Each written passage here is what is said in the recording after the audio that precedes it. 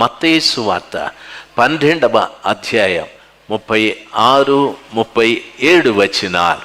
బైబిల్లో ఉన్న బిడ్డలు తెరిచి ఆ వాక్యాన్ని చదవండి. మత్తయి సువార్త. మనుష్యులు పలుకు ప్రతి వ్యర్థమైన మాటను గూర్చియు తీర్పు దినమున సార్ మనం మాట్లాడేటటువంటి ప్రతి మాటను గూర్చి దేవుడు విమర్శ దినమున అంటే తీర్పు దినమున మనము దేవునికి లెక్క చెప్పాలి. దయచేసి గమనించాల్సింది, మీరు మాట్లాడేటప్పుడు కొంతమంది బహిరంగంగా మాట్లాడుకుంటారు, మాట్లాడేటప్పుడు కొంతమంది రహస్యంగా మాట్లాడతారు. రహస్యమైన మాటలు ఎలాగుంటాయంటే, ఆ రోజక్క ఇట్లాంటిది, రాజశేఖర్ అట్లాంటోడు, వాళ్ళ కొడుకు ఇంకా చాలా గందరగోళమైన మనిషి, ఆ నతానియేల్ అన్న ఇట్లాంటోడు, ఏవేవో రహస్యంగా మాట్లాడుకుంటూ ఉంటాం. అయితే అదే వ్యక్తి ప్రభా నతానియేల్ అన్నను అక్కను వారి కుటుంబాన్ని దీవించండి, రాజశేఖర్ ఆయన కుటుంబాన్ని దీవించండి, రోజక్క యొక్క కుటుంబాన్ని దీవించండి అని ప్రార్థన చేస్తే నీవు మాట్లాడే మాట మంచి ఫలములు లేదు, వారిని గురించి చెడుగా మాట్లాడితే ఫలములు మంచివి కారు. అందుకని ప్రభు అంటాడు, రే వేర్ల కన ఎత్తేస్తాను దీన్ని, నేను ఎక్కడెత్తేస్తానో వేర్ల కన ఎత్తేస్తాను. వేర్ల కన ఎత్తేసి ఏం చేస్తానో తెలుసా? ఎండిపోయిన తర్వాత దాన్ని తీసుకెళ్ళి అగ్గిలో పడేస్తాను, నరకంలో పడేస్తాను రా బాబు. కాబట్టి మన నోటితో ఎప్పుడు మంచి మాటలు మాట్లాడటానికి నేర్చుకోవాలి. కొంతమంది చాలా నాకు నిజంగా విచారమవుతుంది. నేను అందరినీ పలకరిస్తూ ఉంటాను, ప్రతి వాళ్ళు అవకాశం ఉంటే ప్రతి వాళ్ళని పలకరిస్తాను. కొంతమంది చాలా ప్రేమగా మాట్లాడతారు, కొంతమంది ఏదో వాళ్ళ బాధలు చెప్తారు, కొంతమంది వాళ్ళ సమస్యలు చెప్తారు, కొంతమంది వాళ్ళకునే అది ఇది చెప్తూ ఉంటారు. నేను నవ్వుతూ వాళ్ళతో మాట్లాడుతూ ఉంటాను. దయచేసి కొంతమందికి కూడా చెప్తాను, అస్సలు నన్ను లెక్క చేయరు, అసలు లెక్క చేయరు. దయచేసి గమనించాల్సింది. అప్పుడు అనుకుంటాను, థ్యాంక్ యూ, ఈ చెట్టు మంచి ఫలములు ఫలించలేదు. ఈ వేర్ల దగ్గర దేవుడు ఏం పెట్టాడు? గొడ్డలి పెట్టాడు, ఆ చెట్టుని నరికేస్తాడని ఆయనే చెప్పాడు. పొరపాటును కూడా ఎదురుగా కానీ మా రహస్యంగా కానీ చాటు మాటున కానీ ఎప్పుడు ఎవరిని గురించి చెడు మాట్లాడకూడదు. నీవు మంచి చెట్టువి, మంచి ఫలాలు ఇవ్వాలి. ఆమేన్. నీవు మాట్లాడే మాట ద్వారా ఎదుటి వ్యక్తిలో మార్పు రావాలి. అట్లని నేను ఎవరితో మాట్లాడను అని మూదేవిలాగా కూర్చోకూడదు. నేను ఎవరితో మాట్లాడను అని చెప్పి మడిగట్టుకొని కూర్చోకూడదు. అందరితో మాట్లాడాల. అందరితో. యేసుప్రభుల వారు చాలా మంచివారు. యేసుప్రభు చుట్టూ ఉన్న జనం మంచోళ్ళ కాదు. అందరినీ ప్రేమగా పలకరించినాడు, అందరికీ సమానంగా బోధించినాడు, సమానంగా హెచ్చరించినాడు, సమానంగా గద్దించినాడు. అందరితో మనము మంచి సహవాసాన్ని కలిగి ఉండాలి. హల్లెలూయా. నేను వీనితో మాట్లాడను, నేను వానితో మాట్లాడను, ఆమెతో మాట్లాడను, ఈమెతో మాట్లాడను అనే మాటలు నీ నోట రాకూడదు. దాని అర్థం నువ్వు మంచి ఫలములు ఇచ్చే చెట్టువి కాదు. మంచి ఫలాలు ఇవ్వని చెట్టుని దేవుడు అంటాడు, ఇప్పుడే గొడ్డలి చెట్ల వేరు మీద ఉంచబడి ఉన్నది, మంచి ఫలములు ఫలించకపోతే నరికి దాన్ని అగ్నిలో పడేస్తానని ప్రభుల వారు సెలవిచ్చారు. కాబట్టి దేవుని బిడ్డలు, నీవు దేవుని దృష్టికి మంచివాడిగా కనిపించాలి, మంచిదిగా కనిపించాలి. రెండవది, నీ నోటి నుండి వచ్చే ప్రతి మాట మంచి ఫలమై ఉండాలి. మంచి ఫలాలు ఉన్న చెట్టు దగ్గరికి అందరు వెళ్ళి కోసుకొని తింటారు. జామకాయలు ఉన్నాయి సార్, మా ఇంటి దగ్గర ఓ సపోటా చెట్టు నాటాం సార్. దాని కొమ్మలన్నీ కాంపౌండ్ వాల్ దాటి బయటికి వెళ్ళిపోయినాయి.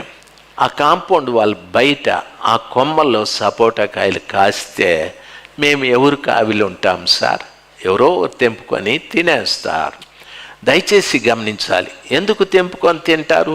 మంచి ఫలం కాబట్టి. నీవు మంచి మాటలు మాట్లాడే బిడ్డవైతే నిన్ను అనేకులు కోరుకుంటారు. నీ మాటలు మంచివి కాకపోతే ఆఖరికి మీ ఇంట్లో వాళ్ళు కూడా నిన్ను కోరుకోరు, మీ ఇంట్లో వాళ్ళు కూడా నిన్ను ఇష్టపడరు. చాలా పర్యాయాలు చెప్పి ఉంటారు, అసలు ఎన్నిసార్లు చెప్పాలి నీకు బుద్ధి, అసలు నీకు బుద్ధి ఉందా అని నిన్ను అని ఉంటారు. అసలు నువ్వు మనిషివేనా, ఇట్లా మాట్లాడచ్చా అని కూడా అని ఉంటారు.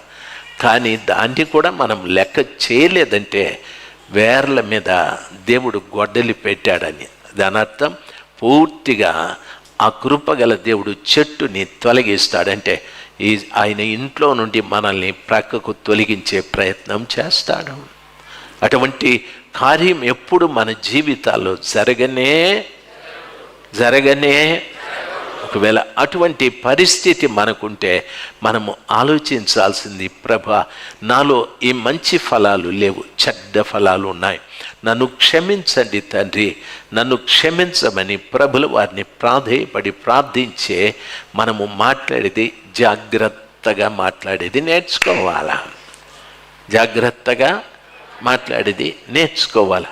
మనము ఆచి తూచి ఈ మాట మాట్లాడితే ఎదుటి వ్యక్తితో ఎలాగుంటుంది, దాని రియాక్షన్, దాని పరిణామం ఎలాగుంటుందని ఆచి తూచి మాట్లాడాలి. అందుకు పౌలు అంటాడు, మాట్లాడుటకు నిదానించువాడును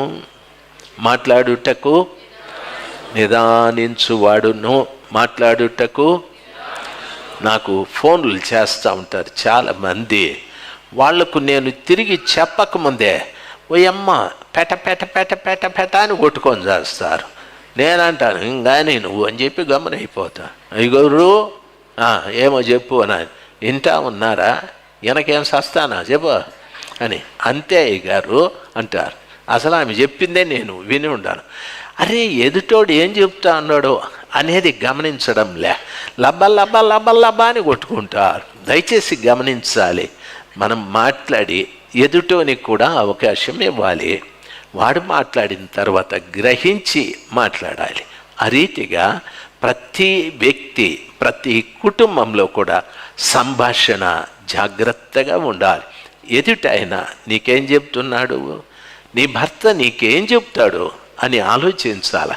ఎందుకు చెప్పాడు అనేది ఆలోచించాలి. నేను ఇంతే, నేను మాత్రం అనిందంటే ఏం చేస్తాము? ఏమిలే, ఆ చెట్టుకి ఏడబెట్టినాడు గొడ్డలి, వేర్ల దగ్గర పెట్టినాడు అంటే మొత్తం లోడ్ వేసినాడు. మరి వేర్లు ఏడుంటాయి, భూమి లోపల ఉంటాయి. ఆడిదాకా లేపేసినాడు దేవుడు, తోడేసి ఇంకా వేర్లు కొట్టేస్తాడు. వేర్లు కొడితే చెట్టు బతుకుతుందా? ఏదైనా వేర్లు తెంపేసిన చెట్టు బతికింది అంటే నాకు చెప్పండి, ఏది బతకదు, చచ్చిపోతాం. దేంట్లో ఏ విషయంలో అంటే ఆత్మీయంగా చచ్చిపోతాము, ఆత్మీయంగా చనిపోతాము. నీవు ఆత్మీయంగా చనిపోతే నీ ఇంటికి పనికిరావు, నీకు పనికిరావు, సంఘానికి పనికిరావు, దేవునికి అస్సలే పనికిరావు. నీ ఇంటికి పనికిరావు, నీకు నీవే పనికిరావు, సంఘానికి పనికిరావు, దేవునికి అసలే పనికిరావు. అంటే నిన్ను ఆల్రెడీ వేర్లు నరికేశాడు అని. కాబట్టి మాట్లాడే ప్రతి మాట జాగ్రత్తగా మాట్లాడటానికి నేర్చుకోవాలి. కొంతమంది కుయుక్తితో ఇక్కడొక మాట అక్కడొక మాట మాట్లాడతారు. వీళ్ళని అస్సలు పట్టించుకోడు, వీళ్ళు ఎప్పుడో చచ్చిపోయింటారు. దయచేసి గమనించాల్సింది, జేమ్స్ అన్న దగ్గర ఒక మాట, రాజశేఖర్ దగ్గర ఒక మాట. అదే మనిషి అప్ అండ్ డౌన్ చేస్తూ ఉంటుంది. మీకు అర్థమైందా? దయచేసి గమనించాల్సింది ఏమంటే సెటిల్ వెహికల్ అంటారు. అంటే ఇది ఈ రూట్లో వస్తుంది, అదే రూట్లో పోతూ ఉంటుంది, మారదు. సెటిల్ బండి అది. నర్సపూర్, ఆ తర్వాత భీమవరం సెటిల్ వెహికల్ అంటారు. దయచేసి గమనించాల్సింది, దేవుని బిడ్డలు ఎప్పుడు కూడా ఇక్కడున్న వార్తని అక్కడున్న వార్తని ఇక్కడ చేరవేసేటటువంటి వీళ్ళ వేర్లు ఎప్పుడో తెగొట్టేసి ఉంటాడు ప్రభుల వారు. దాన్ని ఏమంటారంటే పుచ్చులు చెప్పడం అంటారు నా భాషలో. మీ భాషలో ఏమంటారు? మీ భాషలో ఏమంటారు? తంటాలు చెప్పడం. ఏడేమో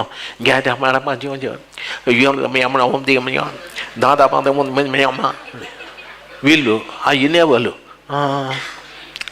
అని. అదే మనుషులు మళ్ళీ అక్కడికి పోయి అంటారు అనేది. నీ వేర్లు తెగ్గొట్టేస్తాడు ప్రభుల వారు.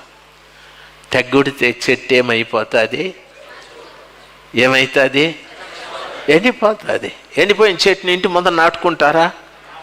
ఎండిపోయిన చెట్టు నాటి అబ్బా హల్లెలూయా స్తుతి మహిమా ఎల్లప్పుడు దేవుని స్తుతించుడి అని అంటారా? ఎండిపోయిన చెట్టుకి ఎంత నువ్వు స్తుతించినా, ప్రార్థించినా, లేకపోతే దానికి దినాము నీళ్లు పోసినా, ఎరువు వేసినా బతుకుతుందా సార్? బతుకుతుందమ్మా? దయచేసి గమనించాలి. కొందరి పరిస్థితి ఆ రీతిగా అయిపోతుంది. ఎండిపోయిన చెట్టులాగా నీవు ఉండకూడదు. నా మాటలు అర్థమైతే ఒకసారి గట్టిగా హల్లెలూయా చెప్పు. ఒక భర్తగా భార్య ఒక మంచి ఫలములు నా భర్త దగ్గర నుండి రావాలని చూస్తుంది. ఒక భార్యగా భర్త మంచి ఫలములు రావాలని చూస్తుంది. కొంతమంది నేచర్ అంటే వారి విధానము సరైనది కానే కాదు. కొందరి విధానం ఇంత మాట్లాడితే అంత కోపం, ఇంత మాట్లాడితే అంత శబ్దం. దయచేసి గమనించాల్సింది, నువ్వు చిన్నగా మాట్లాడినా ఇచ్చే జవాబు సేమ్ రేంజ్లో ఉండాలి. అయ్యా బాగున్నావా అంటే నేను బాగున్నాను అంటే పర్వాలేదు. బాగున్నా అంటే వాడు ఉంటాడా? ఉంటాడా వాడు? ఓయేమో దీనికేమో దెయ్యం పెట్టినట్టుందని చెప్పి చలో వెళ్ళిపోతాడు. అంకుల్ బాగున్నామంటే బాగున్నారా అంటే ఆ అమ్మాయి ఉంటుందా? వీడికేమో రోగం వచ్చిందని చెప్పి పారిపోతాడు. Same range.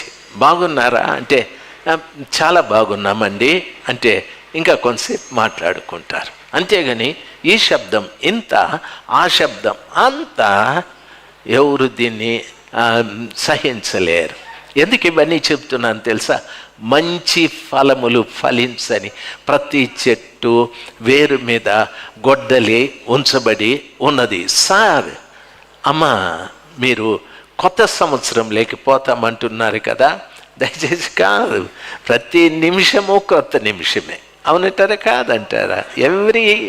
ప్రతి నిమిషము క్రొత్త నిమిషమే. నిమిషం కాదు, ప్రతి సెకండు కొత్త సెకండే.